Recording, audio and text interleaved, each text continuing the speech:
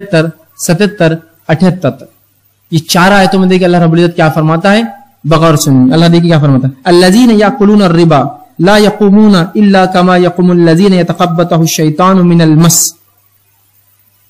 یہ آیت میں نے خطبے میں بھی پڑھی. اللہ فرماتا ہے جو لوگ سود کھاتے ہیں، یاکلون الربا، سود جو کھاتے ہیں، یہ قیامت کے دن ایسے اٹھیں گے میدان محشر میں جیسے شیطان ان کو چھو گیا ہو، شیطان ان کے اندر گیا ہو. ایک پاگل آدمی، مجنون آدمی جس پر ایک جن سوار ہے، اگر اس کو آپ دیکھیں کیسا بھاگتا ہے پاگلوں کے جیسا، نہ کپڑے کا ہوش، نہ لباس کا ہوش، نہ بالوں کا ہوش، نہ کسی چیز، نہ اس کے رشتے سمجھتے ہیں.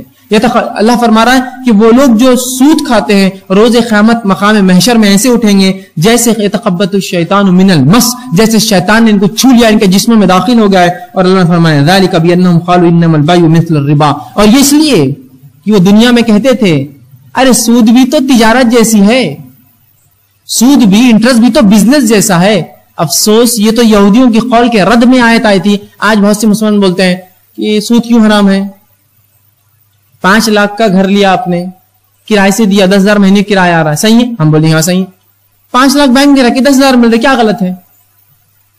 اللہ نے وہی تو کہا یہ پاگلوں جیسے اس لیے اٹھیں گے کہ یہ کہتے ہیں کہ سود تو مثل ہے، سود تو برابر ہے تجارت کے، سود تو برابر ہے تجارت کے کہہ رہے ہیں. اللہ نے وہی کہا کہ یہ کہتے ہیں کہ سود تجارت کے برابر ہے، لیکن اللہ دیکھیے کیا فرماتا ہے وَأَحَلَّ اللَّهُ الْبَيْعَ وَحَرَّمَ الرِّبَا، لیکن اللہ نے تجارت کو حلال قرار دیا ہے، سود کو حرام قرار دیا ہے. بات سمجھ میں آئی؟ فائدہ تو دونوں میں ہے بھائی، لیکن شریعت نے اس کو حرام قرار دیا ہے. بات اور واضح کروں مثال دے کر، ایک انسان نکاح کرنا چاہتا ہے، کس سے نکاح کرتا ہے؟ وہ کسی لڑکی سے، عورت سے نکاح کرتا ہے، چاہے کماری چاہے شادی شدہ ہو. لیکن کیا اپنی سگی بہن سے نکاح کر سکتا ہے وہ؟ کہ تو بیوی تو مثل ہے اپنی بہن کے، کیا اس میں فرق ہے؟ دونوں میں دونوں عورتیں ہیں. شریعت نے اس کو حلال کیا ہے اور اس کو حرام کیا ہے. میرے لیے بات سمجھ میں آ رہی؟ حرام حلال کی تفریق ہم سمجھنے کو تیار نہیں. سود کا جب معاملہ آیا، نہیں برابر ہے، دیکھو 10 لاکھ کا انویسٹمنٹ کرو، 10,000 مہینہ پاؤ، 10 لاکھ سود پہ رکھو، 10,000 پاؤ. کیا ہے تم خالی اس میں بھاگ رہے، کرایہ داروں کو پکڑ رہے اور لے رہے؟ ہم تو آرام سے بینک میں آتا ہے اور ہم لے لیتے ہیں. یہ مثل نہیں ہے ربا. ربا کبھی بھی تجارت کے مثل نہیں ہو سکتی. مثال سمجھ میں آئی کہ ایک انسان نکاح کرتا ہے، اس کی بیوی ہے، اس کی بہن ہے، اور وہی اس کی جو ہے، لیکن اس میں حلال ہے تو کچھ عورتیں اور کچھ عورتیں اس کے لیے حرام ہیں. تو یہاں یہ طریقہ کمانے کا حرام ہے اور یہ طریقہ کمانے کا حلال ہے. کون سا؟ تجارت. اس لیے کہ تجارت میں نفع اور نقصان دونوں ہیں، جبکہ سود میں سوائے نفع کے کچھ بھی نہیں ہوتا ہے.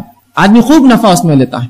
ٹھیک، آئیے آگے اللہ فرماتا ہے اسی آیت کے اگلے حصے میں، اور فرماتا ہے انما البیع مثل الربا وأحل اللہ البیع وحرم الربا.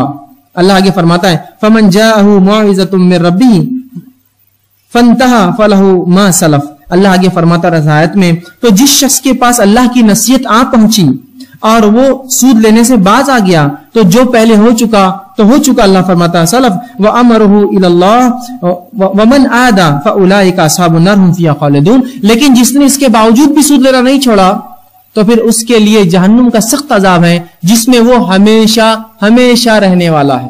اس کے لیے سود خوروں کے لیے. آگے اللہ فرماتا ہے اور کہتا ہے